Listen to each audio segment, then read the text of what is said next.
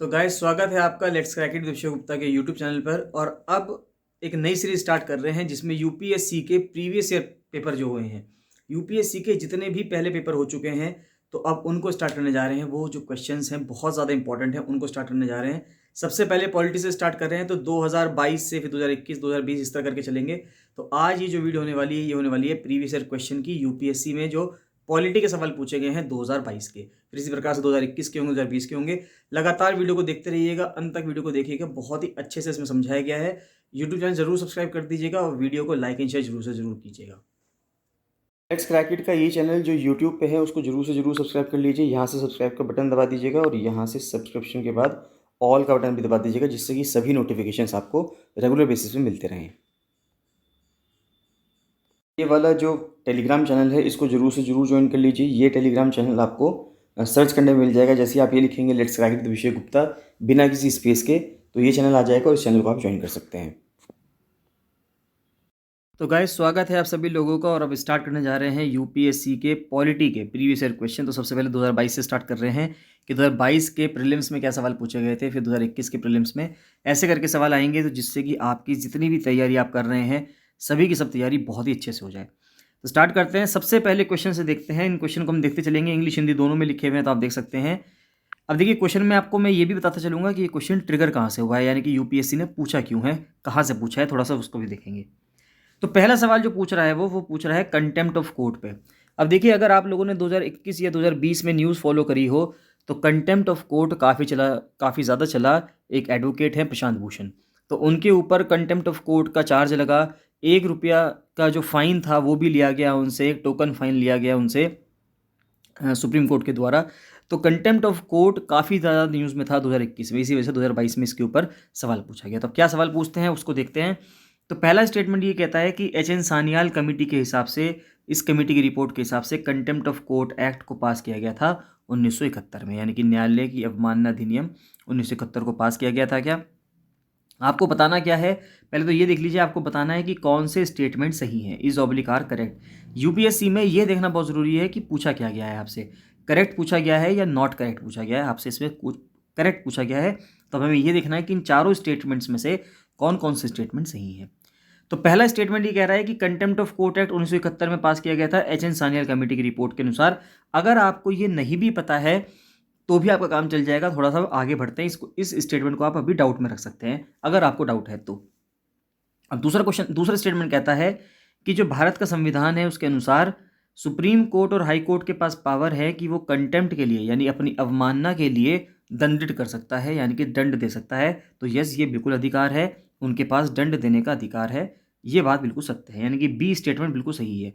अगर बी सही है तो आप देख सकते हैं कि बी सिर्फ पहले में है और दूसरे में है, तीसरे में बी नहीं है और चौथे ऑप्शन में बी नहीं है। यानी कि थर्ड ऑप्शन और फोर्थ ऑप्शन तो यहीं पे अपने आप ही खत्म हो जाते हैं। और बी ऑप्शन सही होने की वजह से अब आप देख सकते हैं कि ए दोनों में है, तो ए तो इसका मतलब सही है ही। तो ए सही हो गया, बी सही हो गया। अब बात ये आती है कि डी स्टेटमेंट, पहले इससे सी भी समझ लेते हैं। कॉन्स्टिट्यूशन ऑफ इंडिया डिफाइन करता है सिविल कंटेम्प्ट को और क्रिमिनल कंटेम्प्ट को, ये बिल्कुल गलत बात है। कंटेम्प्ट ऑफ कोर्ट है ये हालांकि कॉन्स्टिट्यूशन में मेंशन्ड है, लेकिन सिविल कंटेम्प्ट और क्रिमिनल कंटेम्प्ट क्या होता है ये भारत का संविधान बताता नहीं है। ये कौन बताता है? ये कंटेम्प्ट ऑफ कोर्ट एक्ट 1971 बताता है। तो अब कॉन्स्टिट्यूशन बताता है क्या? यहाँ पे सी स्टेटमेंट गलत हो गया, सी के गलत होते ही third option fourth option automatically गलत हो जाते हैं। और चौथा स्टेटमेंट कहता है कि भारत में पार्लियामेंट के पास पावर है कि वो कंटेम्प्ट ऑफ कोर्ट के ऊपर कोई भी कानून बना सकती है। तो बिल्कुल पहले भी कानून बनाई है 1971 का। अगर 1971 का कानून बनाया तो ये जब पार्लियामेंट ने बनाया है तो बाद में बना सकती है। तो डी स्टेटमेंट बिल्कुल सही है। तो उसका सही जवाब होगा सेकंड ऑप्शन, यानी कि ए, बी और डी। अगला सवाल आता है कि आपको एक बिल बताना है, bill amending the constitution requires the prior recommendation of the president of India, यानी कि कॉन्स्टिट्यूशन के अमेंडमेंट के ऊपर सवाल है कि क्या कॉन्स्टिट्यूशन को किस तरह से अमेंड किया जा सकता है।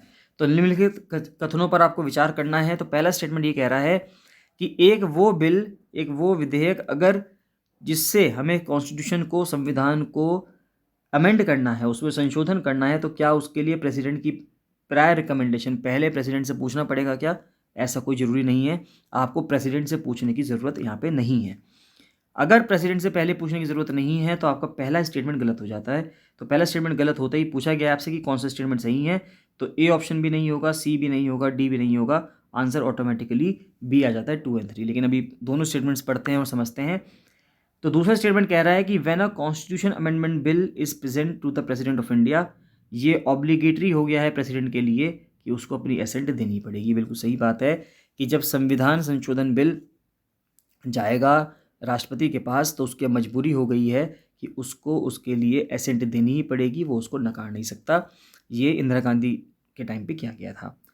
नेक्स्ट आता है constitution amendment bill must be pass by both the Lok Sabha and the Rajya Sabha by special majority, और इस केस में कोई जॉइंट सिटिंग का प्रोविजन नहीं है। ये भी बिल्कुल सत्य बात है कि कॉन्स्टिट्यूशन अमेंडमेंट बिल को अलग अलग स्पेशल मेजॉरिटी से लोकसभा से भी पास होना पड़ेगा, राज्यसभा से भी पास होना पड़ेगा, और इसके दौरान यानी कि जब ये प्रक्रिया चल रही होगी तो इस दौरान जॉइंट सिटिंग का कोई भी प्रावधान यहाँ पर नहीं है। यानी कि ये जो बिल है ये कोई मनी बिल नहीं है ना, आप इस तरह समझ सकते हैं।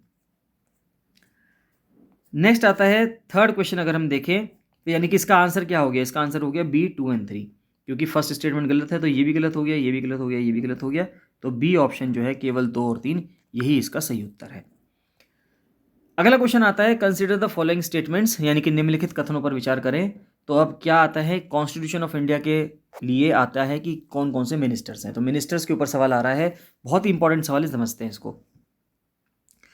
तो पहला स्टेटमेंट कहता है कि भारत का संविधान मंत्रियों को 4 रैंकों में वर्गीकृत करता है, यानी constitution of India classifies the ministers into 4 ranks. कौन कौन सी रैंक है, कैबिनेट मंत्री यानी cabinet ministers, ministers of state जिसके पास इंडिपेंडेंट चार्ज होता है यानी कि स्वतंत्र प्रभार वाले राज्य मंत्री, फिर मिनिस्टर ऑफ स्टेट और डिप्टी मिनिस्टर। अब देखिए इंपॉर्टेंट बात यह है कि ये चारों मिनिस्टर्स हैं, तो यानी अगर आप आज देखेंगे तो आपको इन चारों तरह के मिनिस्टर्स भारत में मिल जाएंगे। लेकिन इंपॉर्टेंट बात यह है कि संविधान इसके बारे में कुछ नहीं कहता है, यानी कि कॉन्स्टिट्यूशन में ऐसा कुछ नहीं लिखा। कॉन्स्टिट्यूशन में सिर्फ मिनिस्टर्स लिखा है, कैबिनेट मिनिस्टर्स लिखा है। ये अलग अलग चीज़ें नहीं लिखी कि कौन कैबिनेट मिनिस्टर होगा, किसके बाद मिनिस्टर ऑफ स्टेट का चार्ज होगा, कौन इंडिपेंडेंट होगा, ये सब कुछ संविधान के अंदर नहीं लिखा। अगर ये नहीं लिखा, पूछा गया है कि इनमें से कौन सा स्टेटमेंट करेक्ट है, जब सही स्टेटमेंट पूछा है तो पहला स्टेटमेंट तो गलत हो गया। नेक्स्ट आता है कि टोटल नंबर ऑफ मिनिस्टर्स जो हैं यूनियन गवर्नमेंट में, केंद्र सरकार में, प्राइम मिनिस्टर को इंक्लूड करते हुए 15% से ज़्यादा नहीं होंगे लोकसभा की स्ट्रेंथ की। ये बिल्कुल सत्य बात है कि लोकसभा की जो स्ट्रेंथ है, जैसे कि 545 अगर लोकसभा की स्ट्रेंथ है तो 545 का 15% से ज़्यादा मिनिस्टर्स नहीं हो सकते। ये बिल्कुल सत्य है। तो B2 ओनली इसका सही जवाब होगा। बी केवल 2 जो है वो इसका सही जवाब होगा। ये आपको ध्यान रखना है। अगला क्वेश्चन देखते हैं। चौथा क्वेश्चन कह रहा है कि इनमें से कौन सी जो पावर्स हैं वो लोकसभा की अनन्य शक्तियां हैं, यानी कि लोकसभा के पास एक्सक्लूसिव पावर है, यानी कि सिर्फ ये ताकत लोकसभा के पास ही है, राज्यसभा के पास ये पावर नहीं है। तो देखते हैं। तो पहला आता है to ratify the declaration of emergency, यानी कि आपातकाल की घोषणा की पुष्टि करना। बिल्कुल गलत बात है। आपातकाल की घोषणा की पुष्टि दोनों सदन करते हैं। जो निचला सदन है लोकसभा वो भी करता है, और जो उच्च सदन है राज्यसभा वो भी करता है। तो पहला स्टेटमेंट गलत है। अगर पहला गलत है तो सी भी गलत हो गया और ए भी गलत हो गया, ये दोनों तो एलिमिनेट हो गए। अब हमें कौन कौन से ऑप्शन बचे हैं, बी ऑप्शन बचा है और डी ऑप्शन बचा है, इनको देखते हैं। तो सेकंड ऑप्शन है कि लोकसभा के पास एक्सक्लूसिव पावर है to pass a motion of no confidence against the council of minister, यानी कि मंत्रिपरिषद के विरुद्ध अविश्वास प्रस्ताव पारित करना। ये बिल्कुल सत्य बात है। अगर आपको ध्यान हो तो हमें ये पता है कि काउंसिल ऑफ मिनिस्टर्स जो हैं वो सीधे सीधे लोकसभा को रिस्पॉन्सिबल होते हैं। अगर काउंसिल ऑफ मिनिस्टर लोकसभा को रिस्पॉन्सिबल होते हैं तो इससे ऑटोमेटिकली ये भी समझ में आता है कि नो कॉन्फिडेंस मोशन अगर पास होगा तो वो भी लोकसभा में ही पास होगा, यानी कि अविश्वास प्रस्ताव जो है वो लोकसभा में ही पारित होगा, वहीं पे ही पास होगा। तो सेकंड स्टेटमेंट बिल्कुल सही है, यही इसका जवाब है। तीसरा स्टेटमेंट है to impeach the president of India. नहीं, राष्ट्रपति के ऊपर अगर महाभियोग चलाना है तो लोकसभा और राज्यसभा दोनों के पास इक्वल शक्तियां हैं, दोनों के पास इक्वल पावर्स हैं, समान शक्तियां हैं। तो थर्ड स्टेटमेंट बिल्कुल गलत है, पहला भी गलत है, सिर्फ और सिर्फ दूसरा सही है। तो B2 ओनली इसका सही जवाब होगा। नेक्स्ट देखते हैं। अगला सवाल आता है दल बदल कानून के ऊपर। बहुत ही फेमस क्वेश्चन पूछा जाता है, दल बदल कानून बहुत ही फेमस है। तो एंटी डिफेक्शन लॉ के ऊपर 2022 के UPSC में वापस से सवाल पूछा गया। तो देखते हैं सवाल क्या कहता है। पहला कहता है सवाल कि the law specifies that a nominated legislator, यानी कि जिस व्यक्ति को अगर कोई विधायक मनोनीत है, विधायक हो या सांसद हो, अगर वो मनोनीत है, उसको नॉमिनेट किया गया है, तो वो कोई भी पॉलिटिकल पार्टी 6 महीने के अंदर ज्वाइन नहीं कर सकता, कैन नॉट ज्वाइन, ये कहा गया है। ये स्टेटमेंट बिल्कुल गलत है। वो 6 महीने के अंदर अंदर ही ज्वाइन कर सकता है, उसके बाद चाहे तो ज्वाइन नहीं कर पाएगा।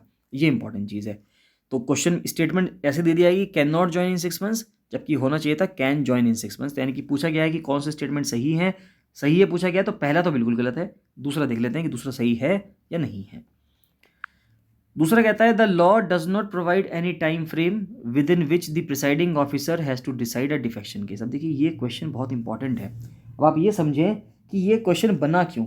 अगर आप 2021 के पास जाएंगे वापस से, तो आपको पता चलेगा कि मणिपुर में या मिज़ोरम में जो इस टाइम पे वहाँ पे गवर्नर थे, वहाँ पर जो एक बिल था, वो बिल को दबाकर बैठ गए थे जो वहाँ पे स्पीकर थे। गवर्नर भी ना कह के जो स्पीकर थे वहाँ पे लोकसभा, वहाँ पे जो विधानसभा थी उसके जो स्पीकर थे, वो वहाँ पर एक पर्सन के ऊपर, एक एमएलए के ऊपर डिफेक्शन का केस चल रहा था, उसको पद से हटाना था, लेकिन उसके ऊपर वहाँ के स्पीकर ने कोई भी सुनवाई नहीं करी बहुत लंबे समय तक।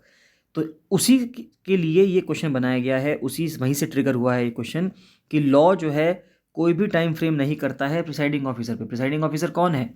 लोग अगर विधानसभा की बात करते हैं तो वहाँ का स्पीकर हुआ, लोकसभा की बात करें तो स्पीकर हुआ, राज्यसभा की बात करें तो चेयरमैन हुआ। तो जो प्रिसाइडिंग ऑफिसर है उसके पास कोई भी टाइम फ्रेम नहीं है। ऐसा नहीं है कि उसके पास कोई समय सीमा है कि उसके भीतर भीतर उसे जवाब देना है, तो ऐसा नहीं है। वो कभी तक चाहे तब तक उस चीज़ को अपने पास दबा कर रख सकता है, उस फाइल के ऊपर बैठ सकता है। तो डिफेक्शन केस के लिए कोई भी टाइम फ्रेम नहीं है, ये बिल्कुल सत्य बात है। तो B2 ओनली इसका क्या होगा, सही जवाब होगा। अगला क्वेश्चन देखते हैं भारत के अटॉर्नी जनरल के ऊपर। अब देखा जा रहा है कि 2022 में भी हमने देखा है कि अटॉर्नी जनरल चेंज हुए हैं अभी हाल फिलहाल में, तो अटॉर्नी जनरल के ऊपर सवाल पूछना लाजमी था। तो देखते हैं अटॉर्नी जनरल के ऊपर क्या सवाल बनता है कि भारत के महान्यायवादी यानी कि अटॉर्नी जनरल और जो सॉलिसिटर जनरल हैं भारत के, वे सिर्फ ऐसे ऑफिसर्स हैं जिनको सरकार की तरफ से अलाउड है कि वो पार्लियामेंट की मीटिंग्स में पार्टिसिपेट कर सकते हैं। जब पार्लियामेंट की मीटिंग होती है, संसद की मीटिंग होती है, तब उसमें बैठ सकते हैं। ये बिल्कुल गलत बात है, क्योंकि सिर्फ और सिर्फ अटॉर्नी जनरल ऑफ इंडिया के पास पावर है आर्टिकल 76 के तहत। सॉलिसिटर जनरल के पास ऐसी कोई पावर नहीं है। सॉलिसिटर जनरल जो है कहीं पर भी संविधान में ऐसा कुछ मेंशन नहीं है। तो पहला स्टेटमेंट गलत हो जाता है। पूछा गया है कि कौन सा स्टेटमेंट सही है, तो भाई पहला तो नहीं हो सकता ऑप्शन, और ना ही तीसरा ऑप्शन हो सकता, या तो बी ऑप्शन होगा या डी ऑप्शन होगा। अगला कह रहा है, सेकंड स्टेटमेंट कह रहा है कि according to the constitution of India, attorney general of India जो है वो सबमिट करता है अपना रेजिग्नेशन जब सरकार जो उसको अपॉइंट करती है वो रिज़ाइन करती है। देखिए ये संविधान के अकॉर्डिंग नहीं है। पहली बात तो ये है कि अटॉर्नी जनरल ऑफ इंडिया को राष्ट्रपति नियुक्त करते हैं। जब वो प्रेसिडेंट नियुक्त कर रहे हैं तो वो प्रेसिडेंट की इच्छा के तहत ही, आर्टिकल 76 भी ये कहता है कि जब अटॉर्नी जनरल को जब अपॉइंट किया जाएगा तो वो प्रेसिडेंट ऑफ इंडिया की इच्छा तक रहेंगे, यानी कि उनकी विशेष तक रहेंगे। ये एक कन्वेंशन बन गया है कि अगर सरकार, क्योंकि प्रेसिडेंट भी उसको अटॉर्नी जनरल लगाते हैं जिसको प्राइम मिनिस्टर या काउंसिल ऑफ मिनिस्टर जो है वो क्या करते हैं, मंत्रिपरिषद जो है उनको एडवाइस देते हैं। तो अब ये माना जाता है क्योंकि वो पर्सन जो थे, ऐसा मान लिया गया है कि वो जो पर्सन था, जो अटॉर्नी जनरल था, वो उस सरकार के थोड़े फेवर में रहा होगा, तो इसलिए जब वो सरकार रिज़ाइन करती है तो मान लिया जाता है कन्वेंशन के रूप में कि अटॉर्नी जनरल रिज़ाइन कर देंगे। लेकिन वो ज़रूरी नहीं है कि वो ज़रूर ही कर देंगे, और ये भी ज़रूरी नहीं है कि ये कॉन्स्टिट्यूशन में लिखा हुआ है कि उनको करना ही करना है। तो अगर ये बात कहा जा रहा है कि कॉन्स्टिट्यूशन ऑफ इंडिया के अकॉर्डिंग है, तो ये बिल्कुल गलत बात है। ये कॉन्स्टिट्यूशन के अकॉर्डिंग बिल्कुल भी नहीं है। कॉन्स्टिट्यूशन में ऐसा दूर दूर तक कहीं नहीं लिखा हुआ। तो यानी कि दोनों स्टेटमेंट गलत हैं। पूछा गया था कौन सा स्टेटमेंट सही है, तो भैया कोई सा भी स्टेटमेंट सही नहीं है। तो ना तो एक और ना ही दो, यानी कि neither one not two. Next पूछते हैं सेवेंथ क्वेश्चन। अगर हम देखें तो अगला सवाल आता है डिप्टी स्पीकर के ऊपर। तो लोकसभा के डिप्टी स्पीकर के ऊपर सवाल आ रहा है, तो उसके ऊपर देखते हैं। तो 4 स्टेटमेंट्स दिए हुए हैं और पूछा गया है कि चारों स्टेटमेंट में से कौन सा स्टेटमेंट क्या है, सत्य है, कौन सा स्टेटमेंट करेक्ट है। तो पहला देखते हैं। पहला स्टेटमेंट कह रहा है कि रूल्स ऑफ प्रोसीजर और कंडक्ट ऑफ बिजनेस के हिसाब से लोकसभा में जो डिप्टी स्पीकर का इलेक्शन है वो उस तारीख को होगा जिस दिन लोकसभा के स्पीकर जो है वो डेट फिक्स करेंगे। तो बिल्कुल सही बात है कि लोकसभा में प्रक्रिया और कार्य संचालन के नियमों के अनुसार उपाध्यक्ष का चुनाव उस तारीख को होगा जो अध्यक्ष तय करता है। ये बिल्कुल सत्य है, बिल्कुल सही बात है। स्पीकर ही बताएंगे कि कब लोकसभा के जो डिप्टी स्पीकर है उसका इलेक्शन होगा। तो पहला स्टेटमेंट बिल्कुल सही है। अगर पहला स्टेटमेंट बिल्कुल सही है तो आप देख सकते हैं कि सी और डी में पहला ऑप्शन है ही नहीं, यानी कि सी भी गलत हो गया और डी भी गलत हो गया। अब हमारे पास चॉइस बची है या तो बी ऑप्शन में या फिर ए ऑप्शन में, और दोनों ऑप्शन में 1 और 3 तो हैं ही। इससे ये और पता चलता है कि थर्ड ऑप्शन भी बिल्कुल, थर्ड स्टेटमेंट भी बिल्कुल सही है। तो पहले थर्ड स्टेटमेंट पढ़ लेते हैं।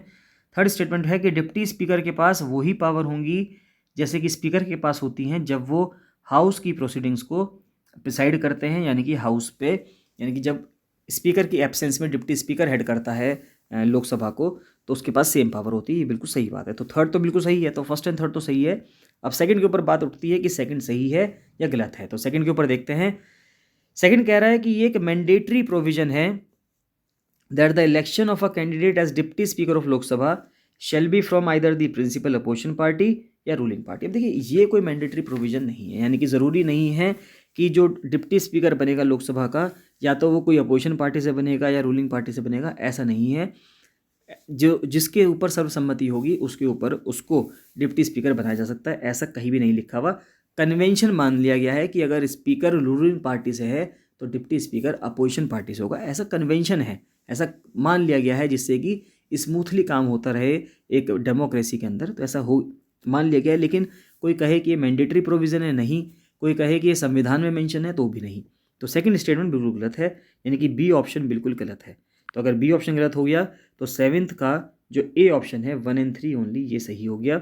एक बार फोर्थ स्टेटमेंट भी पढ़ लेते हैं कि चौथा स्टेटमेंट क्या कहता है और ये गलत क्यों है। तो चौथा स्टेटमेंट कहता है कि वेल इस्टेब्लिश्ड पार्लियामेंट्री प्रैक्टिस जो है regarding the appointment of deputy speaker, ये वो है is that the motion is moved by the speaker, और उसको प्राइम मिनिस्टर सेकंड करते हैं, ऐसा कुछ नहीं है। स्पीकर तो मान लेते हैं कि स्पीकर डिप्टी स्पीकर के इलेक्शन के लिए डेट अनाउंस करते हैं, लेकिन उसमें प्राइम मिनिस्टर का कोई भी रोल नहीं रहता है। तो ये चौथा स्टेटमेंट बिल्कुल गलत है। बहुत ही इंपॉर्टेंट और बहुत ही आसान सवाल पूछा गया, 8वां क्वेश्चन। ये कह रहा है कि अगर किसी एरिया को आप 5वें शेड्यूल में ले आते हैं, यानी 5वें शेड्यूल का मतलब ये है जहाँ पर ट्राइबल राइट्स को ज़्यादा कहा जाता है, जहाँ पे ट्राइबल्स वगैरह के ऊपर जो राइट्स हैं वो वहाँ पे इम्प्लीमेंट किए जाते हैं। तो अगर किसी को 5वें शेड्यूल में लिया जाता है तो उसके वजह से कौन सा कॉन्सिक्वेंस, यानी क्या वहाँ पर परिणाम होगा, उसको इन चारों स्टेटमेंट में से कौन सा स्टेटमेंट बताता है, यह आपको बताना है। तो पहला कहता है कि this would prevent the transfer of land of tribal people to non tribal people, यानी कि अगर किसी को 5वें शेड्यूल में लिया है तो इसके वजह से आदिवासी लोगों की भूमि को गैर आदिवासी लोगों को हस्तांतरण को रोक दिया जाएगा, यानी कि वो नहीं हो सकता। ये हो सकता है कि स्टेटमेंट सही हो, यानी कि अभी डाउट है। पहला स्टेटमेंट हो सकता है सही हो, बाकी 3 स्टेटमेंट पहले पढ़ने पड़ेंगे, तभी हम बता पाएंगे कि ए स्टेटमेंट बिल्कुल सही है या गलत है। दूसरा कह रहा है कि this would create a local self governing body in that area. नहीं, ऐसा तो कुछ नहीं है। लोकल सेल्फ गवर्निंग बॉडी तो पंचायती राज तो पहले भी है, 5वें शेड्यूल में लाके ही ऐसा नहीं होगा कि उसके अंदर पंचायती राज आएगा। तो बी ऑप्शन तो गलत हो जाएगा। सी कह रहा है कि इस वजह से वो एरिया यूनियन टेरिटरी बन जाएगा। नहीं, ऐसा तो नहीं है। यूनियन टेरिटरी तो बहुत कम है हमारे यहाँ, लेकिन 5वें शेड्यूल के अंदर देखेंगे तो 10 राज्यों से भी ज़्यादा है। तो यानी कि ऐसा तो नहीं है कि वे सभी राज्य यूनियन टेरिटरी बन गए हैं। तो यूनियन टेरिटरी नहीं बनेगा, केंद्र शासित प्रदेश नहीं बनेंगे। चौथा है कि वो एरिया स्पेशल कैटेगरी स्टेट में आ जाएगा। ऐसा भी कुछ नहीं है, स्पेशल कैटेगरी स्टेटस भी उसको कुछ नहीं मिलेगा। तो पहला ही ऑप्शन सही है कि उसमें जो लैंड है ट्राइबल लोगों की, वो नॉन ट्राइबल लोगों के पास हस्तांतरित नहीं होगी, ट्रांसफ़र नहीं होगी। 9th क्वेश्चन देखते हैं। 9th क्वेश्चन कह रहा है कि आपको with reference to India consider the following statements. तो भारत के संदर्भ में कहा जा रहा है कि आपको निम्नलिखित कथनों पर विचार करना है। पहला स्टेटमेंट कहता है कि गवर्नमेंट लॉ ऑफिसर, यानी कि जो सरकारी कानून अधिकारी होते हैं और जो कानूनी फर्म हैं, लीगल फर्म्स हैं, उनको भारत में एडवोकेट्स माना जाता है, अधिवक्ता के रूप में मान्यता प्राप्त है। ऐसा नहीं है। गवर्नमेंट लॉ ऑफिसर तो एडवोकेट हो सकते हैं, लेकिन लीगल फर्म्स को एडवोकेट का दर्जा नहीं मिला हुआ। तो पहला स्टेटमेंट बिल्कुल गलत हो जाता है। तो ये पूछा गया कि कौन सा सही है, तो भैया पहला तो सही नहीं है। दूसरा कह रहा है कि बार काउंसिल के पास पावर है कि वो रूल्स दे सकती है कि किस तरह से लीगल एजुकेशन भारत में दी जाएगी और लॉ कॉलेजेस को किस तरह से रिकग्निशन मिलेगा, यानी कि किस तरह से मान्यता प्राप्त होगी लॉ कॉलेजेस को, वो बार काउंसिल ऑफ इंडिया बताती है। तो ये बिल्कुल सत्य बात है। सेकंड स्टेटमेंट बिल्कुल सही है। तो बी केवल 2 जो है इसका सही उत्तर है। नेक्स्ट आता है रिट के ऊपर। अब रिट के ऊपर सवाल आता है कि रिट बहुत इंपॉर्टेंट है। 5 तरह की रिट्स होती हैं। तो उसमें से जो सवाल पूछा गया 2022 में, 2 रिट्स के ऊपर सवाल पूछा गया। एक तो पूछा गया मैंडमस के ऊपर, जिसको परमादेश कहा जाता है, यानी कि सुप्रीम कोर्ट कहती है वी कमांड। और दूसरा पूछा गया क्वो वारंटो के ऊपर। तो अब देखते हैं कि दो कौन कौन सी ये रिट्स हैं जिनके ऊपर सवाल पूछा गया। तो पहला स्टेटमेंट कहता है, इंपॉर्टेंट बात ये पूछा गया कि कौन सा स्टेटमेंट करेक्ट है, यानी कौन सा स्टेटमेंट सही है। तो पहला कहा गया कि mandamus will not lie against a private organisation unless it is entrusted with a public duty. बिल्कुल सही बात है कि वी कमांड की जो रिट है वो किसके प्रति लगती है, वो तभी लगती है जब वहाँ पर कोई गवर्नमेंट काम हो, यानी कि पब्लिक काम हो। तो प्राइवेट ऑर्गेनाइजेशन पे वो नहीं लग सकती थी, हाँ, लेकिन अगर वहाँ पे पब्लिक ड्यूटी उसके पास है तो उस पर लग सकती है। तो मैंडेमस विल नॉट लाई, तो ये बिल्कुल सही बात है कि मैंडेमस जो है प्राइवेट ऑर्गेनाइजेशन के खिलाफ तब तक नहीं लग सकती जब तक उसके पास कोई पब्लिक ड्यूटी नहीं होगी। तो पहला स्टेटमेंट बिल्कुल सही है। पहले स्टेटमेंट के बाद जो अगला स्टेटमेंट आता है वो ये कहता है कि mandamus will not lie against a company even though it may be a government company, यानी कह रहा है कि परमादेश किसी कंपनी के विरुद्ध नहीं होगा, चाहे वो सरकारी कंपनी क्यों ना हो। ऐसा बिल्कुल नहीं है भैया कि अगर गवर्नमेंट है, सुप्रीम कोर्ट है, हाई कोर्ट है, और अगर वो मैंडेमस की रिट लगाते हैं तो मैक्सिमम सबसे ज़्यादा वो गवर्नमेंट ऑर्गेनाइजेशन के अगेंस्ट ही लगा सकते हैं। तो सेकंड स्टेटमेंट बिल्कुल गलत है। अगर सेकंड गलत है तो पहला भी नहीं हो सकता, दूसरा भी नहीं हो सकता, और चौथा ऑप्शन भी नहीं हो सकता। तीसरा ही ऑप्शन इसका जो है वो सही होगा। अब थर्ड स्टेटमेंट और पढ़ लेते हैं कि कोई भी जो पब्लिक माइंडेड पर्सन है, यानी कि एक जो पब्लिक माइंडेड पर्सन का मतलब हुआ कि अगर कोई पीआईएल लगाना चाहता है तो वो को वारंटो की जो रिट है उसको लगा सकता है। को वारंटो का मतलब होता है ऑन हुज वारंट, यानी किसके वारंट पे आपकी नौकरी लगी है। फॉर एग्जाम्पल मान लेते हैं कोई पर्सन है और वो ज़बरदस्ती गलत तरीके से कहीं पे किसी जॉब में चला गया, तो हम उससे ये पूछ सकते हैं, यानी कि उससे पूछने के आपके पास अधिकार होना चाहिए कि क्या आपके पास क्या वारंट है, आपके पास क्या लीगल रूलिंग्स हैं जिसकी वजह से आप यहाँ पर, तो आपके पास क्या लीगल वैल्यू है कि आप यहाँ पर इस पोस्ट पर अपॉइंटेड हैं। तो उसके लिए को वारंटो की रिट लगाई जा सकती है कि आप किस वारंट पे यहाँ पे काम कर रहे हैं। तो सी ऑप्शन इसका बिल्कुल सही जवाब होगा। सेकंड लास्ट क्वेश्चन आता है, 11वां सवाल कह रहा है कि भारत में कौन कंपाइल करता है इंफॉर्मेशन किस पे, इंडस्ट्रियल डिस्प्यूट पे। अगर इंडस्ट्रीज़ में डिस्प्यूट हो जाते हैं, यानी कि औद्योगिक विवाद हो जाता है, क्लोजर है, कंपनी बंद हो गई है, रिट्रेंचमेंट है, छटनी करी जा रही है, या ले ऑफ है और आपको निकाल दिया गया है फैक्ट्रीज से, तो ऐसा कौन सी ऑर्गेनाइजेशन है जिस पे काम करता है। क्या सेंट्रल स्टैटिस्टिक्स ऑफिस है, केंद्रीय सांख्यिकी कार्यालय है, डीपीआईआईटी है यानी कि उद्योग और आंतरिक व्यापार संवर्धन विभाग है, लेबर ब्यूरो है, या national technical man power information system है, राष्ट्रीय तकनीकी जनशक्ति सूचना प्रणाली है। तो इसका सही जवाब क्या होगा, इसका सही जवाब होगा सी, लेबर ब्यूरो। तो लेबर ब्यूरो के पास, या लेबर ब्यूरो जो है वो ये सारा काम करता है, ministry of labour and employment के अंदर आता है। और लेबर ब्यूरो ये सब काम करता है कि कहाँ कहाँ इंडस्ट्रीज़ में डिस्प्यूट्स हो रहे हैं, कौन कौन सी इंडस्ट्रीज़ बंद हो रही हैं, कहाँ से लोगों को निकाला जा रहा है। और एक बहुत ही अलग क्वेश्चन पूछा गया, बहुत ही अच्छा क्वेश्चन पूछा गया कोल कंट्रोलर ऑर्गेनाइजेशन के ऊपर, CCO के ऊपर। अब देखिए ये सवाल देखते हैं। तो इसमें 4 स्टेटमेंट्स दिए गए हैं, पूछा गया है कि कौन से स्टेटमेंट सही हैं, कौन से गलत हैं। तो यानी कि बेसिकली पूछा तो ये गया है कि कौन सा स्टेटमेंट सही है। तो कौन कौन से स्टेटमेंट सही हैं इन चारों में से, ये देखते हैं। पहला ऑप्शन कह रहा है कि CCO मेजर सोर्स है कोल स्टैटिस्टिक्स का गवर्नमेंट ऑफ इंडिया का, यानी कि जो कोल कंट्रोल ऑर्गेनाइजेशन है वही एक कोयला सांख्यिकी का प्रमुख स्रोत है। तो ये बिल्कुल सत्य बात है, बिल्कुल सही है कि प्रमुख सोर्स वही है, यानी कि पहला बिल्कुल सही है। अगर पहला सही है तो बी गलत हो गया ऑप्शन, क्योंकि बी में सिर्फ 3 और 4 लिखा हुआ है। तो ए हो सकता है, सी हो सकता है और डी हो सकता है। और आप ध्यान देंगे ए में, सी में और डी में तीनों में 2 तो लगा हुआ ही है, 1 2 1 2 1 2 तो ही, यानी कि सेकंड स्टेटमेंट भी अपने आप सही हो जाता है कि it monitors progress of development of captive coal oblique lignite blocks, यानी कि ये कैप्टिव कोयला या लिग्नाइट ब्लॉकों के विकास की प्रगति की निगरानी करता है। ये बिल्कुल सत्य बात है, यानी पहला और दूसरा तो बिल्कुल सही है। अब तीसरा देखते हैं कि तीसरा सही है या चौथा सही है। तो तीसरा कह रहा है कि it hears any objection to the government's notification relating to acquisition of coal bearing areas, यानी कि यह कोयला वाले क्षेत्रों के अधिग्रहण से संबंधित सरकार की अधिसूचना पर किसी भी आपत्ति को सुनता है। ये भी सही बात है कि अगर सरकार के ऊपर कोई भी आपत्ति लगती है कोयले से रिलेटेड, तो काम वो किसका है, कोल कंट्रोल ऑर्गेनाइजेशन का है, यानी कि CCO का है। तो थर्ड स्टेटमेंट भी सही है, यानी कि ए ऑप्शन इसका बिल्कुल सही जवाब होगा। चौथा स्टेटमेंट कह रहा है कि it ensures that coal mining companies जो हैं वो कोयला जो है लोगों तक पहुंचाए एक प्रेस्क्राइब टाइम में। ये काम CCO का नहीं है, ये काम CCO नहीं करता। तो चौथा स्टेटमेंट इसमें गलत हो जाता है। पहला ऑप्शन जो है इसका वो सही हो जाता है, 1 2 और 3। इसी के आंसर जो हैं यहाँ पर ये येलो मार्क करके लगा दिए गए हैं, तो स्टूडेंट्स को जिनको ये पीडीएफ्स मिल रही हैं तो वहाँ पे ये आंसर्स भी लगे हुए हैं, तो आप ये आंसर्स बाद में रिवीजन करने के लिए भी यूज़ कर सकते हैं। तो गाइज़ आपको कैसे लगी ये सीरीज़, ये क्वेश्चंस की ज़रूर बताइएगा कि क्या ऐसे कंटिन्यू करना चाहिएगा, उसको भी आप कमेंट सेक्शन में कमेंट करके ज़रूर बताइएगा। और ऐसे कर करके हम सभी तरह के सवालों को करेंगे। तो अगर आपको पसंद आई है वीडियो तो इसको लाइक एंड शेयर जरूर से ज़रूर कीजिएगा और अपना एक बताइएगा कमेंट सेक्शन में कमेंट करके कि आपको ये कैसा लगा। चलिए बाकी मिलते हैं नेक्स्ट वीडियो में। Thank you, bye bye.